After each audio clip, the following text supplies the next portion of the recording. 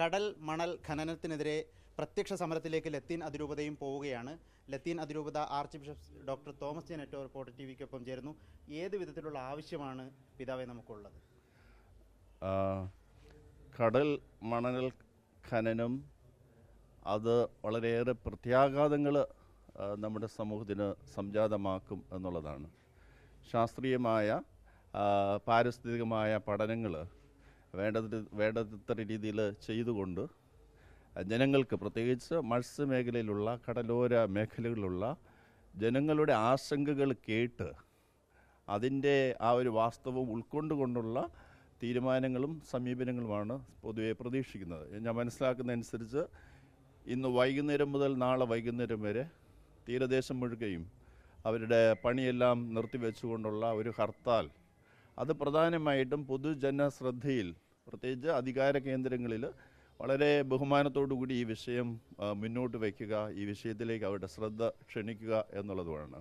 തീർച്ചയായിട്ടും ഇത് വേണ്ടത്ര രീതിയിൽ പഠനം നടത്തി ഒരുപാട് ചർച്ചകൾ ഇതിൻ്റെ പിന്നിൽ നടത്തേണ്ടതുണ്ട്. പ്രത്യേകിച്ച് പാർലമെൻറ്റിലും ഒക്കെ ഇത് നടത്തി ജനങ്ങളെ കൂടി കോൺഫിഡൻസിൽ എടുത്തുകൊണ്ടുള്ള കാര്യങ്ങൾക്ക് പോകുന്നതിൽ നമുക്ക് വളരെയധികം സ്വാഗതാർഹമായ കാര്യം. ഇപ്പോൾ കേന്ദ്രം അടിയന്തര നടപടിയിലേക്ക് കടക്കുകയാണ്. എന്താണ് കേന്ദ്രത്തിന് മുന്നിൽ നമുക്ക് തൽക്കാലം ഇത് നിർത്തിവെക്കുക, കാര്യങ്ങൾ ജനങ്ങളെ കേൾക്കുക, അവരുടെ ആശങ്കകൾ മനസ്സിലാക്കുക, അത് പരിഹരിച്ചുകൊണ്ടുള്ള ഒരു സമീപനത്തോട്ട് പോവുക. കേരള സർക്കാർ എങ്ങനെ ഇടപെടണമെന്നാണ്?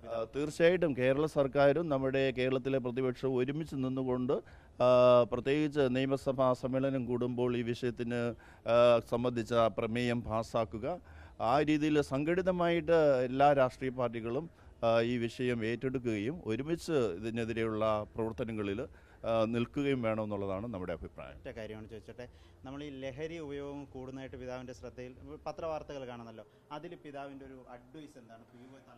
എനിക്ക് തോന്നുന്നു ഇന്നത്തെ സാഹചര്യം തന്നെ അവർക്ക് അനുകൂലമായിട്ടുള്ളതാണ്. ഇതിൻ്റെ ലഭ്യത വളരെ പ്രധാനപ്പെട്ടതാണ്. അപ്പം നമുക്ക് എത്രത്തോളം ബന്ധപ്പെട്ട ആളുകൾ ഇതിൻ്റെ ലഭ്യത അതിൻ്റെ ഉറവിടത്തിലെ ചെറുക്കുന്നു, അങ്ങനെയുള്ള പ്രവർത്തനങ്ങൾ ഇതിനകത്ത് ഏറ്റവും പ്രധാനപ്പെട്ടതാണ്.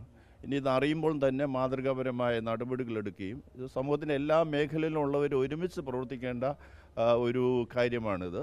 അല്ലാതെ എളുപ്പമാർഗത്തിലൂടെ ഇതിന് പരിഹാരം ഉണ്ടാകുമെന്ന് തോന്നുന്നില്ല.